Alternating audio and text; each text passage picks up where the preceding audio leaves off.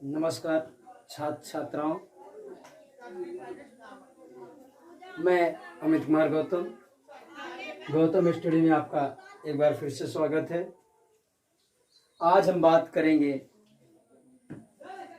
Europe में राष्ट्रवाद का उदय एवं जर्मनी का एकीकरण। जो आप लोगों ने देखा होगा, खासकर 9 की क्लास और 10 की क्लासों में कुछ 9 के पाठ 10 में जो जोड़े गए हैं पाठ्यक्रम में, वो फ्रांस की क्रांति, उसको भी देखेंगे और यूरोप में राष्ट्रवाद का जर्मनी का एकीकरण, इसको भी देखेंगे। बचता है आपका एक अगला पार्ट जो इटली की क्रांति के नाम से इटली के एकीकरण के नाम से जाना जाता है। तो इटली के एकीकरण हम अगले पार्ट में देखेंगे। तो आज बात करते हैं यूरोप में राष्ट्रवाद का उदय एवं जर्मनी का एकीकरण।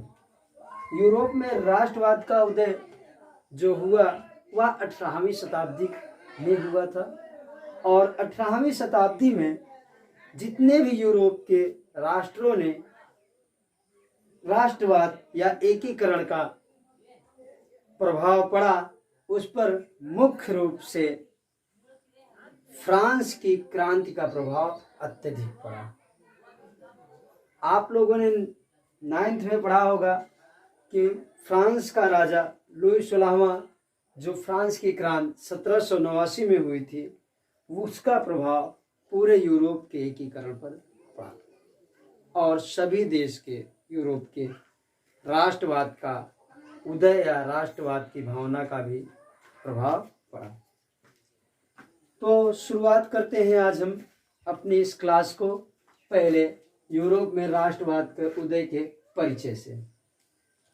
तो फ्रांस का एक प्रसिद्ध कलाकार था जिसका नाम था फ्रेडरिक शरियू। उसने 1848 में एक चित्र बनाया था। 1848 में फ्रांस के प्रसिद्ध कलाकार फ्रेडरिक शरियू ने एक चित्र बनाया था। उस चित्र में 4 प्रकार के चित्रों का वर्णन किया था।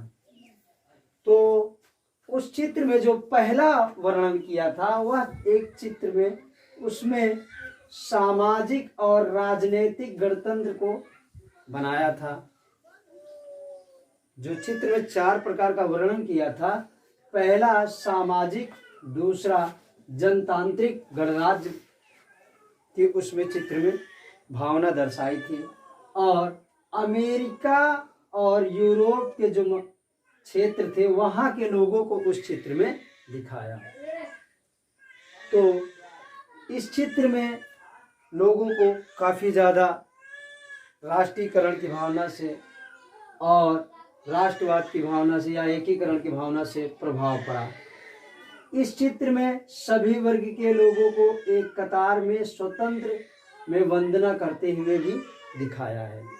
यानी सभी लोग एक कतार में खड़े थे, सभी वर्ग के लोग, स्त्री, पुरुष, बच्चे, जिनके हाथों में ध्वज भी था, आप लोगों ने चित्र देखा होगा। और उसमें सभी लोग एक कतार में एक पंक्ति से किसी एक दिशा की ओर जा रहे थे और उसी में स्वतंत्रता की भावना या वंदना करते हुए चित्र में दिखाया गया है। फिर आगे ज्ञान का मशाल, आप लोगों ने चित्र में यह भी देखा होगा कि कुछ लोग मशाल लिए हैं और कुछ लोग कई प्रकार के ध्वज लिए हैं। तो उसमें यह दिखाया गया है और मनुष्य के हाथों में एक अधिकार पत्र की घोषणा, यानी कुछ लोग अधिकार के लिए मांग करने के लिए एक घोषणा पत्र भी दिया गया था। और इस चित्र में ये भी दर्शाया गया है कि निरंकुश शासन किस तरह बिखरा पड़ा हुआ है या किस प्रकार ध्वस्त हुआ है। तो सबसे पहले परिचय हमारा क्या होता है कि 1848 में फ्रांस के प्रसिद्ध कलाकार फ्रेडरिक शरियू ने एक चित्र बनाया। उस चित्र में 4 प्रकार के दशाओं का वर्णन किया है, जिसमें सामाजिक, जनतांत्रिक एवं अमेरिका, यूरोप के लोगों को दर्शाया है। और उसमें सभी वर्ग के लोग, अमेरिका यूरोप के सभी वर्ग के लोग थे जो एक कतार में स्वतंत्र की भावना की वंदना कर रहे थे। और आगे फिर उसमें ज्ञान का उदय मशाल लिए थे। मनुष्य को हाथों में अधिकार पत्र, जो मनुष्य के अधिकार होते हैं, वो पत्र दिखाया गया है। और निरंकुश शासन कैसे ध्वस्त होता है या कैसे खत्म होता है, इसको भी दर्शाया गया था चित्र में। फिर राष्ट्रवाद का विचार जो यूरोप में हुआ, वह सर्वप्रथम फ्रांस के क्रांति से उदय हुआ था। तो फ्रांस की क्रांति को भी थोड़ा सा हम लोग देखते हैं। आप लोगों ने 9th में पढ़ा होगा तो फ्रांस का राजा था एक, जिसका नाम, फ्रांस के राजा को लुई 16वां कहा जाता था। लुई 16वां जो 1774 में राजगद्दी पर बैठा। जब 1774 में राजगद्दी पर बैठा तो उसके राजकोष में कुछ भी नहीं था, बिल्कुल खाली पड़ा था, जिस कारण वह अपनी शान शौकत बनाए रखने के लिए अमेरिका से या अदर लोगों से कर्ज लेता चला गया। और वहाँ की सामाजिक प्रणाली के तहत या समाज का जो विभाजन था उस तहत कर गरीब या मध्य वर्ग से ज़्यादा वसूलने लगा। 2 प्रकार का कर लगाया था जो आप लोग जानते हैं, ताइद और टाइड, ठीक है ना, टाइल और ताइद कर लगाया था। ठीक, तो ये सब की चर्चाएं हम करेंगे। तो 1789 में फ्रांस के क्रांति का प्रमुख जो लोगों ने जर्मनी या इटली या रूस के लोगों के प्रति राष्ट्रवाद की भावना प्रकट की। और फ्रांस के क्रांति के कुछ कारण जो थे आपके, वह राजनीतिक, सामाजिक, आर्थिक और बौद्धिक कारण थे। और फ्रांस की क्रांति का जो जागरण हुआ था, वह मानव को 2-3 प्रकार से लोग जागृत हुए थे। आप देखेंगे उसमें समानता की बात होती है, स्वतंत्रता की बात होती है, बंधुत्वता की बात होती है। तो फ्रांस की क्रांति के जो विचार आए थे वह आपके राष्ट्रवाद के, वह 2 मुख्य भाग थे। एक था राजनीतिक, सामाजिक और आर्थिक, बौद्धिक, और दूसरा भाग ये था, वहाँ पर समानता, स्वतंत्रता और बंधुत्वता की भावना लोगों में उत्पन्न होना शुरू हो गई थी, जिससे इस क्रांति की वजह से सभी राष्ट्रों में भी धीरे धीरे राष्ट्र भावना उत्पन्न होने लगी। फ्रांस की क्रांति के कुछ कारण देखते हैं अब हम। फ्रांस की क्रांति का पहला कारण था निरंकुश राजतंत्र। फ्रांस के राजनीतिक कारण में पहला आपका कारण है निरंकुश राजतंत्र। निरंकुश का मतलब होता है वह राजतंत्र जिस पर किसी प्रकार के राजा पर अंकुश ना हो। ठीक, निरंकुश का मतलब होता है कि जो वहाँ का शासन चलाने वाला मुखिया है उस पर किसी प्रकार का अंकुश ना हो, उसे हम निरंकुश कहते हैं। और राजतंत्र था ही, तो यहाँ पर निरंकुश राजतंत्र था, जो उसके मन में आता था सो करता था। दूसरा, अयोग्य राजा। जब 1774 में लुई 16वां का राज्यारोहण हुआ तो उस समय उसको देखा गया, उसकी जनता ने देखा फ्रांस की कि यह बहुत ही अयोग्य है।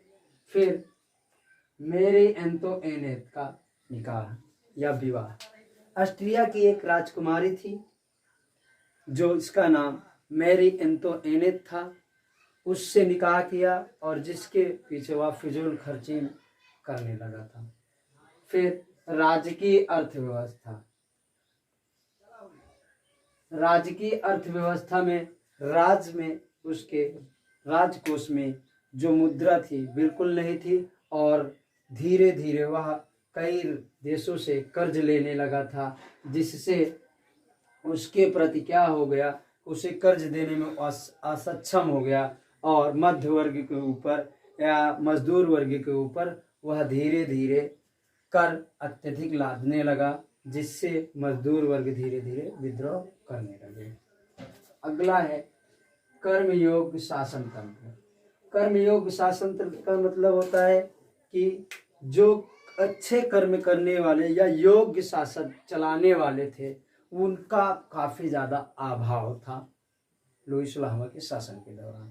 जैसे कि आप लोग कुलवैरे और रिसालू जैसे मंत्रियों का ना हो पाना, रिसालो और कुलवैरे जैसे मंत्रियों का ना हो पाना, ये दोनों योग्य थे और जितने मंत्री थे वह सभी अयोग्य थे, जिसकी वजह से वहाँ की योग्यताओं वाले लोगों का भी अवहेलना होना शुरू हो गया था।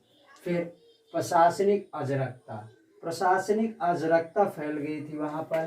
प्रशासनिक अराजकता का मतलब यह है कि वहाँ पर जो सरकार थी, केंद्र सरकार या संघ सरकार, वह धीरे धीरे कमजोर होना शुरू हो गई और वहाँ पर लगभग 285 विधियां बनाई गई थी, जिसमें से एक भी विधि को लोग मानते नहीं थे। फिर अगला है भ्रष्ट नौकरशाही या व्यक्तिगत स्वतंत्रता का अभाव। हुआ क्या कि फ्रांस में जितने भी नौकर थे वह सभी धीरे धीरे घूसखोर या भ्रष्ट होते गए, जिस कारण वहाँ के लोग व्यक्तिगत स्वतंत्रता का अभाव लोगों के अंदर होने लगा, जिस कारण क्या हुआ कि क्रांति का एक कारण बना। फिर आते हैं आपका फ्रांस की राजनीतिक कारण हो गया। अब बात करते हैं फ्रांस के सामाजिक कारण। फ्रांस के सामाजिक कारण यह था कि वहाँ का समाज 3 मुख्य वर्गों में बटा था। आपने पढ़ा होगा कि फ्रांस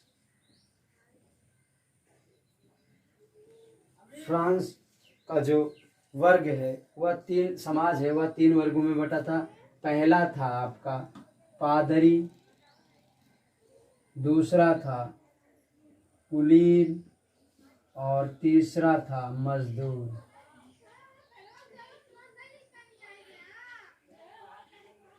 आप देखेंगे कि पादरी, कुलीन और मजदूर वर्गों में देखेंगे तो पादरी और कुलीन वर्ग को ज़्यादा वरीयता दी जाती थी और मजदूर वर्ग को कुछ भी वरीयता नहीं दी जाती थी। पादरी में जैसे हमारे भारत में पंडित होते हैं जो मंदिरों में बैठते हैं, वैसे ही फ्रांस में पादरी उन्हें कहा जाता है जो चर्च में बैठते हैं। कुलीन उन्हें कहा जाता है जो हमारे यहाँ जैसे शासक होते थे, वैसे ही कुलीन वहाँ के राजा को कहा जाता है। मजदूर जो मध्य वर्ग के लोग थे या निम्न वर्ग के लोग थे, उन्हें मजदूर कहा जाता था। जैसे अध्यापक, वकील, कृषक और आपका मजदूर वर्ग में जो मजदूरी करने वाले इत्यादि लोग सब आते थे। तो पादरी वर्ग में हम सामाजिक वर्ग में देखते हैं कि पादरी वर्ग के लोगों को लगभग 1,30,000 उनकी संख्या थी। पादरी वर्ग में लगभग पादरी वर्ग की संख्या आपकी 1,30,000 थी। कुलीन वर्ग की जो संख्या थी वह आपकी 80,000 थी और मजदूर वर्ग की जो संख्या थी वह आपकी 4 लाख थी।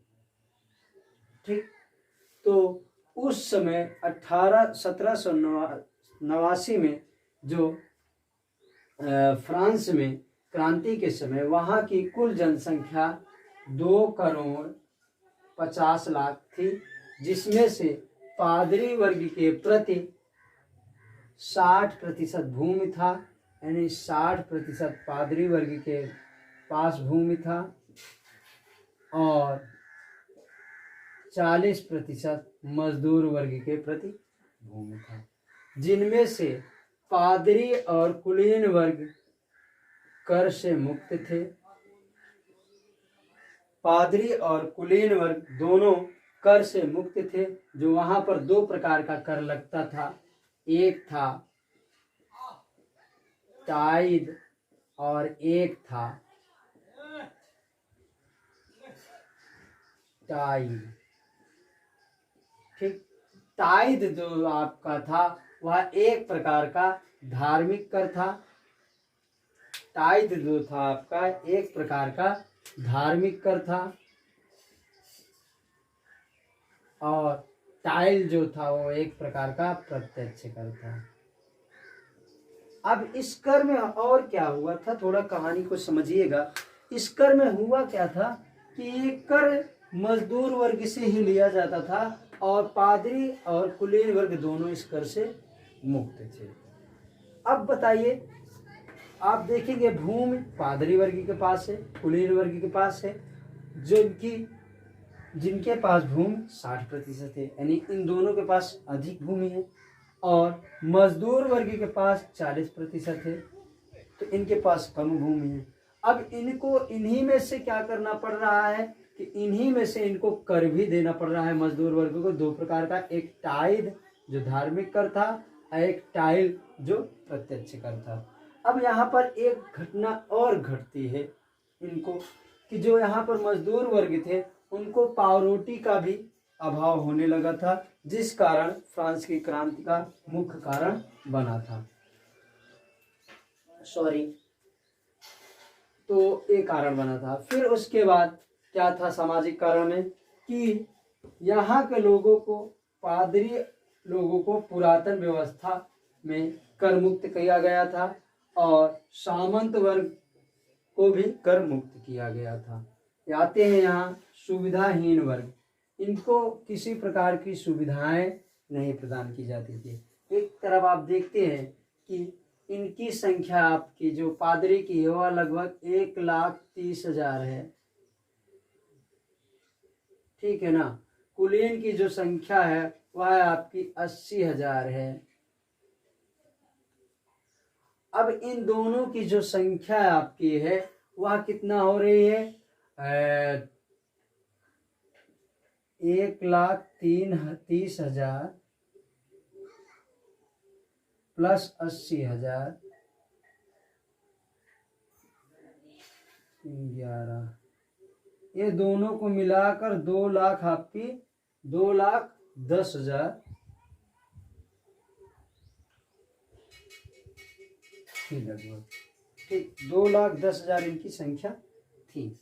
और इधर देख रहे हो मजदूर वर्ग की संख्या थी, ऑटोमेटिकली 4 लाख थी इनकी ऑटोमेटिकली जनसंख्या। तो आप देख रहे हो कि इनकी 4 लाख थी और इनकी 2 लाख थी। अब टैक्स इन्हीं को देना पड़ रहा है, भूमि इनके पास कम ही है, तो जिस वजह से ये विद्रोह का मुख्य कारण ये भी बना। फिर आगे मध्य वर्ग के जो लोग थे उसमें आपके वकील, लेखक, अध्यापक, ये सब मैंने अभी बताया आपको। अब देखते हैं यहाँ पर आर्थिक दोष क्या था फ्रांस की क्रांति में, आर्थिक कारण क्या बना फ्रांस की क्रांति में। तो यहाँ पर फ्रांस की क्रांति में पहला कारण आर्थिक दोष का विभाजन या दोषपूर्ण अर्थ का विभाजन। आप लोग देखते हैं कि यहाँ पर जो अर्थव्यवस्था थी वह पादरी और कुलीन के पास ज़्यादा थी और मध्य वर्ग के मजदूर वर्ग के पास कम थी। जो धनी वर्ग ज़्यादा थे और निर्धन वर्ग के पास निर्धन की संख्या ज़्यादा थी। और दोषपूर्ण कर की व्यवस्था थी यहाँ पर। दूसरा कारण आर्थिक कारण यह बना, यहाँ पर जो कर लगाए जाते थे वह एक लोगों पर लगाया जाता था, एक वर्ग के, 2 वर्ग को मुक्त किया जाता था। फिर क्या थी व्यापारिक दशा, यहाँ क्या थी, यहाँ पर व्यापारिक दशा यह थी कि यहाँ पर व्यापार करने के लिए मजदूर वर्ग को हर बार चुंगी देनी पड़ती थी, और कुलीन और पादरी वर्ग चुंगी से बिल्कुल मुक्त था, जिस कारण मजदूर वर्ग का और शोषण बढ़ गया। फिर आगे ऋण का भार, आप लोगों ने 9th में पढ़ा है कि फ्रांस के राजा को काफी ऋण मिला और वह ऋण चुका नहीं पा रहे थे। जो ऋण लगभग आपका 60 करोड़ डॉलर कर्ज था, लगभग मूलधन, और उसका ब्याज 2.5 करोड़ अर्थात 2.5 लाख रुपए ब्याज उसका हर ईयर होता था, जो वह राजा चुका नहीं पाता था। तो यह भी फ्रांस की क्रांति का कारण बना। फिर आगे फ्रांस की क्रांति के बौद्धिक कारण क्या थे, बड़े बड़े वहाँ पर दार्शनिक और लेखक आने लगे, जिस वजह से फ्रांस के लोगों को बौद्धिक विकास हुआ। लोग समझदार होने लगे कि ये तो राजा हमारा क्या कर रहा है, शोषण कर रहा है। जैसे कि मोंटेस्क्यू एक कुलीन वर्ग का तो व्यक्ति था, परंतु था क्या कि यह जब इंग्लैंड गया, बहुत दिनों तक इंग्लैंड में समय बिताया, तो यह वहाँ से जब आया तो इसने देखा कि यहाँ पर एक इंसान दूसरे इंसान का शोषण कर रहा है। तो इसने एक पुस्तक अपनी लिखी मोंटेस्क्यू ने, जिसका नाम था the spirit of the laws. The spirit of the laws, उस पुस्तक में बताया है कि राजा कैसे होना चाहिए। उस पुस्तक में बताया है कि राजा के दैवी सिद्धांत कैसे होने चाहिए। ठीक, फिर एक और दार्शनिक आते हैं जिनकी पुस्तक है रूसो, जीन जैक रूसो। उनकी पुस्तक का नाम है द सोशल ऑफ कॉन्ट्रैक्ट। तो उस पुस्तक में भी उन्होंने समाज के बारे में वर्णन किया है। ठीक, अब आते हैं, हमारा था फ्रांस की क्रांति और राष्ट्रवाद का, कैसे लोगों के प्रति राष्ट्रवाद का उदय हुआ, इस चीज़ का हम वर्णन कर चुके हैं। अब आते हैं इटली का एकीकरण। इटली के एकीकरण में हम देखेंगे इटली कैसे धीरे धीरे एकत्रित हुआ। तो पहले इटली के एकीकरण में हम इटली के एकीकरण के कारण जानेंगे कि कैसे इटली एकीकरण हुआ। ठीक, कैसे वहाँ के लोग जागरूक हुए। इटली के एकीकरण में देखते हैं 18वीं शताब्दी में यूरोप में राष्ट्रवाद की भावना विकसित हुई। 18वीं शताब्दी में यूरोप में राष्ट्रवाद की भावना विकसित हुई। राष्ट्रवाद का मतलब क्या होता है? जब किसी भी देश के प्रत्येक व्यक्ति के अंदर राष्ट्र के प्रति एक ही भावना उत्पन्न हो जाए। फिर से एक बार समझिएगा, किसी भी देश में सभी या प्रत्येक व्यक्ति के अंदर राष्ट्र की भावना एक जैसी उत्पन्न हो जाए, उसे राष्ट्रवाद कहा जाता है। तो 18वीं सदी में यूरोप में राष्ट्रवाद सभी देश के लोगों को अपने अपने देश के लिए एक प्रकार की भावना उत्पन्न होने लगी थी, जिसे यूरोप में राष्ट्रवाद का उदय हुआ। तो पहले बात करते हैं अन्य देशों की तरह जर्मनी के एकीकरण की भावना नेपोलियन जैसे अन्य देश जर्मनी की एकीकरण की भावना नेपोलियन से सीखते हैं, उसी प्रकार जर्मनी के सीखते हैं, वैसी प्रकार जर्मनी के भी लोग सीखते हैं अन्य देशों की तरह राष्ट्र की भावना। फिर वास्तविक स्वरूप से जर्मनी ने ही नेपोलियन का दबाव महसूस किया। अब देखिए, जब जर्मनी में क्या हुआ था, जर्मनी कई भागों में विभक्त था। जर्मनी लगभग आपका 300 छोटे छोटे राज्यों में बटा हुआ था।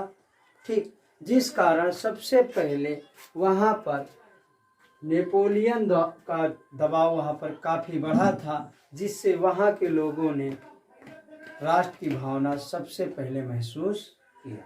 तो जर्मनी के लोगों ने नेपोलियन के दबाव से वास्तविक रूप से राष्ट्र की भावना महसूस किया।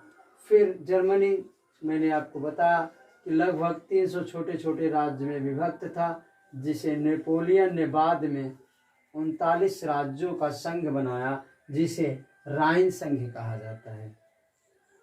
ठीक, तो जर्मनी छोटे छोटे राज्यों में विभक्त था, जिसे नेपोलियन ने एकत्रित किया, जिसे राइन संघ कहा जाता है, लगभग 39 राज्यों में।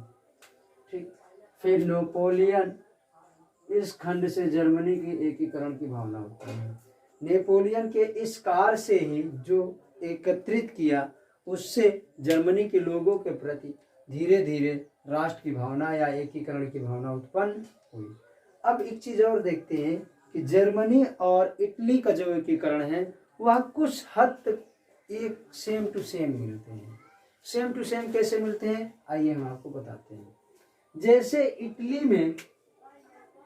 में एकीकरण पिटमैट राज्य में किया जा रहा था, इटली का एकीकरण पिटमैट राज्य में किया जा रहा था, वैसे ही जर्मनी का एकीकरण प्रसा राज्य में हो रहा था या प्रसा राज्य कर रहा था। जैसे इटली के एकीकरण के लिए काबूल ने नेतृत्व किया, वैसे ही जर्मनी के एकीकरण के लिए बिस्मार्क कर रहा था। जैसे इटली कई छोटे छोटे राज्यों में विभक्त था, उसी प्रकार जर्मनी भी कई छोटे छोटे राज्यों में विभक्त था। इटली और जर्मनी पर दोनों पर नेपोलियन का काफी प्रभाव पड़ा था। कांग्रेस ने जर्मनी के एकीकरण का विरोध इसलिए किया क्योंकि वह चाहती थी कि जर्मनी एक ना हो पाए। ठीक, फिर उसके बाद ऑस्ट्रिया का अध्यक्ष बना ऑस्ट्रिया जर्मनी का एक अध्यक्ष बना। ऑस्ट्रिया जो एक प्रांत था, उधर का राज्य था, ऑस्ट्रिया जर्मनी का अध्यक्ष बन गया। जर्मनी की केंद्र व्यवस्था और किसी प्रकार का राज्य पर नियंत्रण करने का अधिकार नहीं मिल पाया। जब ऑस्ट्रिया क्या हुआ, ऑस्ट्रिया जब बन गया जर्मनी का अध्यक्ष, तो जर्मनी के पास किसी भी प्रकार का शक्तियां नहीं थी, जिस वजह से जर्मनी पर वह नियंत्रण नहीं कर पाए या प्रशासन के विभाग से नियंत्रण नहीं कर पाते थे। तो 1848 में मेटरनिख का वहां पर जर्मनी में विरोध हो गया। 1848 में मेटरनिख का विरोध होना शुरू हो गया। लेखकों और विद्वानों ने भी एकीकरण की भावना प्रकट की जर्मनी में, जैसे हीगल और नोवालिस प्रमुख लेखक थे, जिससे लोगों के अंदर राष्ट्र की भावना हुई। अब आते हैं जर्मनी के एकीकरण के जनक के कुछ परिचय को देखते हैं। जर्मनी के एकीकरण के जनक जो बिस्मार्क था, वह प्रसा का चांसलर था। इसका जन्म 1815 में हुआ था और इसकी शिक्षा दीक्षा बर्लिन में हुई थी। ये बचपन से ही सेना तथा राजनीतिक में रुचि रखता था। बिस्मार्क का राजनीतिक जीवन की शुरुआत जब हुई, वह 1848 में हुई, जब उसे प्रसा के प्रतिनिधित्व करने वाले का एक सदस्य बनाया गया। ठीक, और जो जर्मनी का प्रसा का प्रतिनिधित्व करता था। ठीक है, 1862 में प्रसा का वह चांसलर बना। बिस्मार्क 1862 में प्रसा का चांसलर बना, जिसकी वजह से जर्मनी के एकीकरण करने का वह स्वप्न देखने लगा कि जर्मनी को हम किस प्रकार एक कर लें। तो उसने उदारवादी स्वरूप का स्वप्न देखना शुरू कर दिया, जो जर्मनी के एकीकरण के 3 चरण में उसने एकीकरण किया। पहला चरण क्या था कि जर्मनी के एकीकरण के लिए डेनमार्क और प्रसा के बीच युद्ध की शुरुआत हुई। डेनमार्क में था क्या कि डेनमार्क में आपके लगभग 2 क्षेत्र थे। एक थे लिस्वेसिस और दूसरा था होर्लिस्ट। इन दोनों क्षेत्रों में क्या थे कि जो व्यक्ति रहने वाले थे वह सर्वाधिक जर्मन बोलने वाले थे, और यह क्षेत्र डेनमार्क के क्षेत्र में नहीं आता था। फिर से एक बार सुनते हैं आपको। डेनमार्क के साथ जो युद्ध हुआ था, वहां पर 2 क्षेत्र थे डेनमार्क के पास, जो एक था लिवेसिस और दूसरा था होरिस्ट। इन दोनों क्षेत्र में जो व्यक्ति रहने वाले थे सर्वाधिक जर्मन बोलने वाले थे, और जर्मन बोलने के साथ साथ में जो क्षेत्र था वह डेनमार्क के पास नहीं आता था या डेनमार्क के क्षेत्र में नहीं लगता था, जिस कारण जर्मनी और डेनमार्क के बीच युद्ध शुरू हो गया। जब जर्मनी और डेनमार्क के बीच युद्ध शुरू हुआ तो इस युद्ध में प्रसा अर्थात बिस्मार्क की जीत हुई और डेनमार्क की हार हुई। तो जर्मनी का एकीकरण का पहली जीत यह रही या पहली एकीकरण नीति यह रही बिस्मार्क की। दूसरी क्या थी कि ऑस्ट्रिया, फिर जैसे ही बिस्मार्क ने डेनमार्क को जीता तो उसने ऑस्ट्रिया को अपना निशाना बनाया।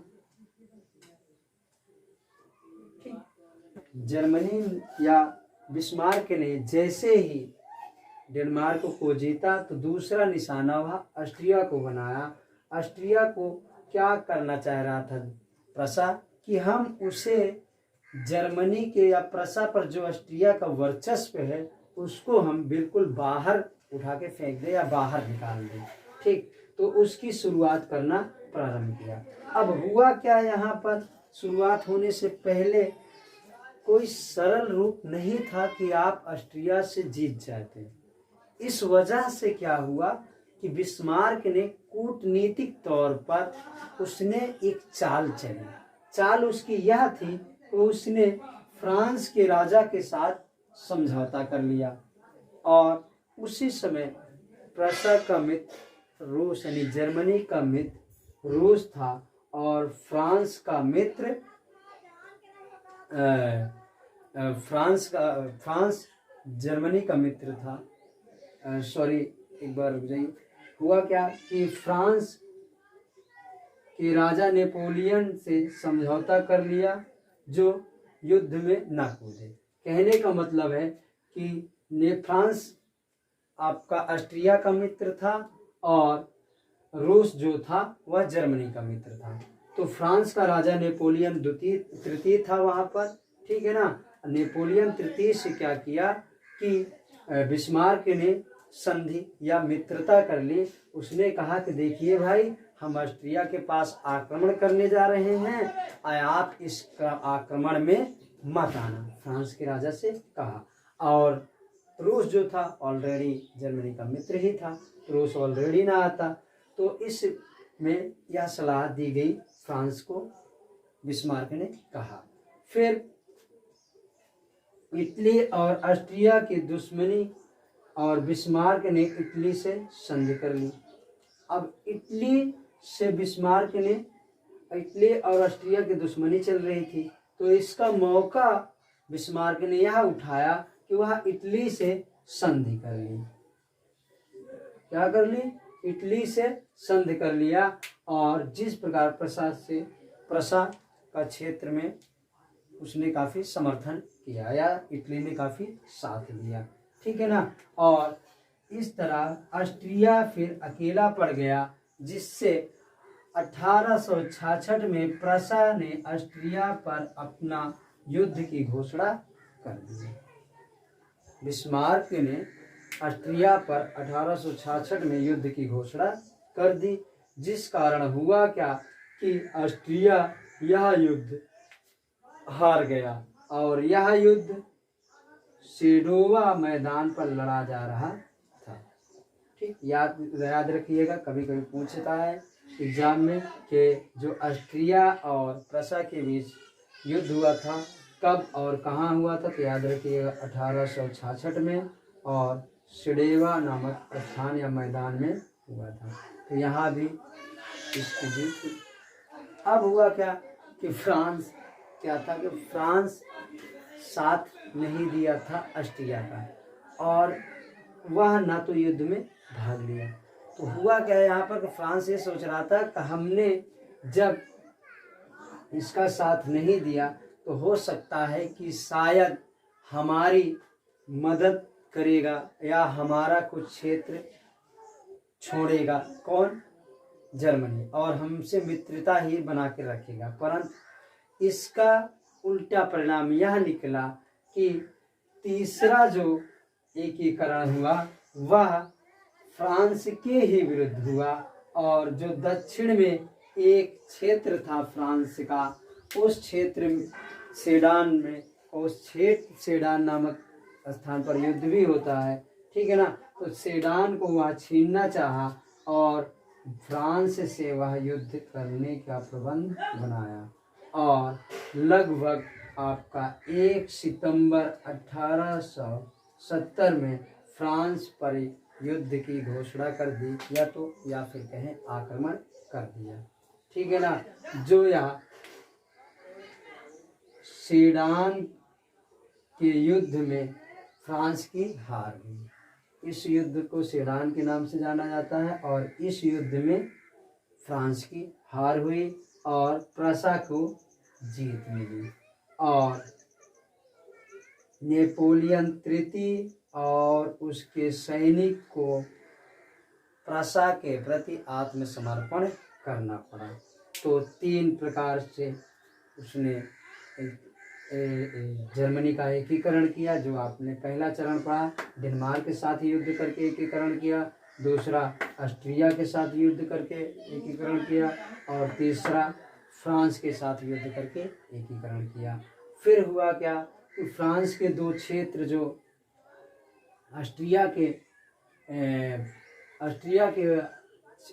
फ्रांस के दो क्षेत्र थे जो जर्मनी के थे परंतु ऑस्ट्रिया में आते थे, वह थे एल्सास और लॉरेंस, जो बाद में फ्रांस और जर्मनी के बीच एक संधि हुई। उस संधि को कहा जाता है फ्रैंकफर्ट की संधि। इस संधि में फ्रांस ने ऑस्ट्रिया को दोनों क्षेत्र वापस कर दिए।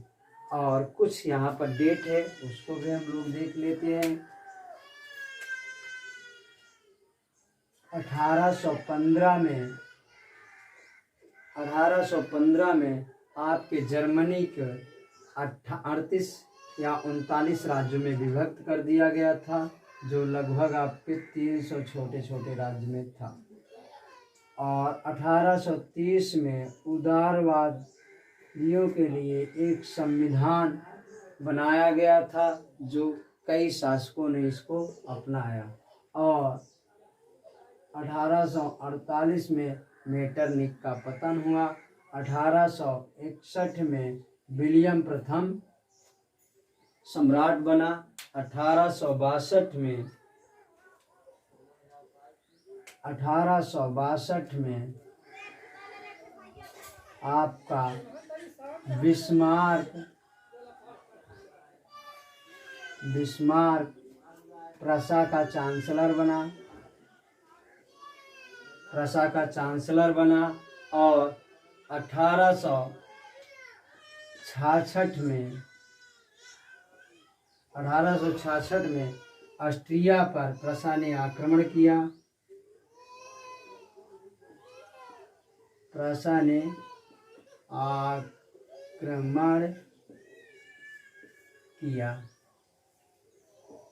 और 1870 में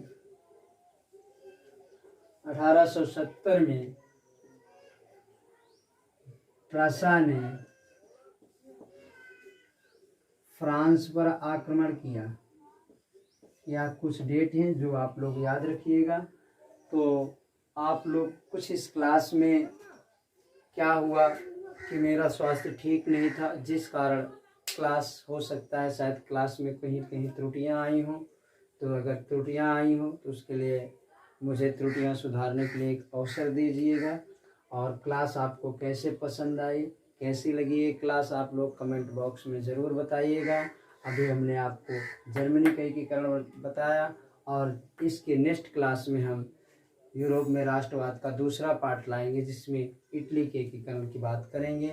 तो आपको वीडियो कैसा लगा कमेंट बॉक्स में कमेंट करिएगा। वीडियो पसंद आए तो लाइक करिएगा। और एक काम और आप करिएगा, ऐसे ही आपको अपने कोर्स या नोट्स बनाने के लिए, क्लास देखने के लिए गौतम स्टडी को सब्सक्राइब कीजिएगा। धन्यवाद।